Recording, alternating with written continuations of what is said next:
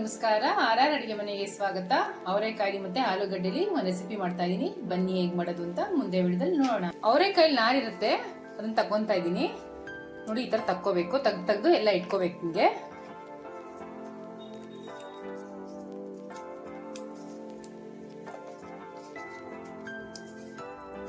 ನಾರೆಲ್ಲ ಬಿಡ್ಸ್ಕೊಂಡಾಗಿದೆ. ಒಂದ್ಸರಿ ಚೆನ್ನಾಗಿ ತೊಳ್ಕೊಂಡ್ಬಿಡೋಣ. ಒಂದ್ ಕುಕ್ಕರ್ ತಗೊಂಡಿದೀನಿ, ಅದಕ್ಕೆ ತೊಳ್ದಿರೋ ಅವರೆಕಾಯಿ ಹಾಕೊಂತಾ ಇದೀನಿ.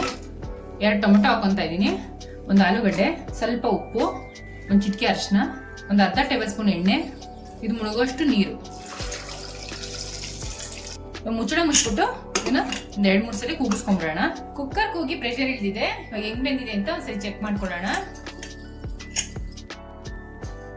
ನೋಡಿ, ಈ ತರ ಚೆನ್ನಾಗಿ ಬೇಯಿಸ್ಕೋಬೇಕು. ನೋಡಿ ಎಷ್ಟು ಸಾಫ್ಟ್ ಆಗಿದೆ. ಇವಾಗ ಇದನ್ನ ಫಿಲ್ಟರ್ ಮಾಡ್ಕೊಂಡ್ಬಿಡೋಣ.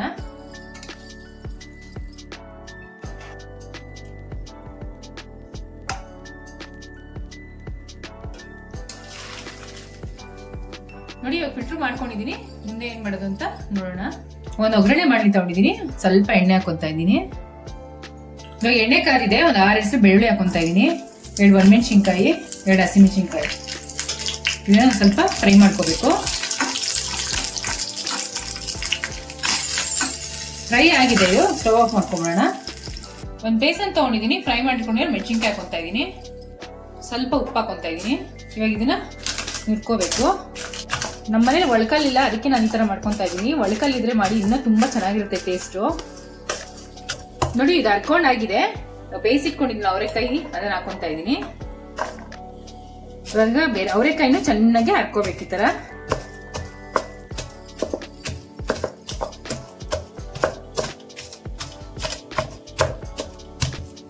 ನೋಡಿ, ಅವರೆಕಾಯಿನ ಚೆನ್ನಾಗಿ ಈ ತರ ಸ್ಮ್ಯಾಶ್ ಮಾಡ್ಕೋಬೇಕು.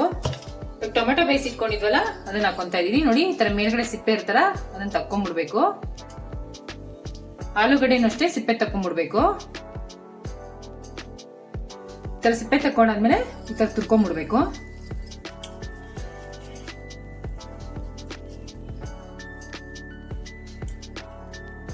ಇವಾಗ ಟೊಮೆಟೊ ಆಲೂಗಡ್ಡೆನ ಚೆನ್ನಾಗಿ ಸ್ಮ್ಯಾಶ್ ಮಾಡ್ಕೋಬೇಕು. ಏನ್ ತಿಂದ್ರು ಬಾಯಿಗೆ ರುಚಿ ಸಿಗ್ತಾರಲ್ಲ, ಈ ತರ ಮಾಡ್ಕೊಂತೀನಿ. ತುಂಬಾ ಚೆನ್ನಾಗಿರುತ್ತೆ. ದೋಸೆ, ಚಪಾತಿ, ಅನ್ನಕ್ಕಂತೂ ಬಂಬಾಟಾಗಿರುತ್ತೆ. 2 ಟೇಬಲ್ ಸ್ಪೂನ್ ಹುಣಸೆ ರಸ ಹಾಕೊಂತಾ ಇದೀನಿ. ಸ್ಮೆಲ್ ಅಂತೂ ಘಮ ಘಮ ಅಂತ ಇದೆ. ಚೆನ್ನಾಗಿ ಸ್ಮ್ಯಾಶ್ ಮಾಡ್ಕೊಂಡಾಗಿದೆ. ಕಟ್ ಮಾಡಿ ಇಟ್ಕೊಂಡಿರೋ ಈರುಳ್ಳಿ ಹಾಕೊಂತಾ ಇದೀನಿ. ಕೊತ್ತಂಬರಿ ಸೊಪ್ಪು ಹಾಕೊಂತಾ ಇದೀನಿ. ಇವಾಗ ಇದಕ್ಕೊಂದು ಒಗ್ಗರಣೆ ಹಾಕೊಂಡ್ಬಿಡೋಣ. 1 ದೊಡ್ಡ ಸ್ಪೂನ್ ಅಷ್ಟು ಎಣ್ಣೆ ಹಾಕೊಂಡಿದೀನಿ. ಎಣ್ಣೆ ಕಾದಿದೆ. 1 ಟೇಬಲ್ ಸ್ಪೂನ್ ಸಾಸಿವೆ ಹಾಕೊಂತಾ ಇದೀನಿ. ಸ್ವಲ್ಪ ಕರ್ಬೇವಿನ ಸೊಪ್ಪು. ಸ್ಟವ್ ಆಫ್ ಮಾಡ್ಕೊಂಡ್ಬಿಡೋಣ. ಇವಾಗ ಒಂದ್ ಸ್ವಲ್ಪ ಹಿಂಗ್ ಹಾಕೊಂತಾ ಇದೀನಿ. ಒಗ್ಗರಣೆನ ಕಲಸಿಟ್ಕೊಂಡಿರೋದಕ್ಕೆ ಹಾಕೊಂತಾ ಇದೀನಿ.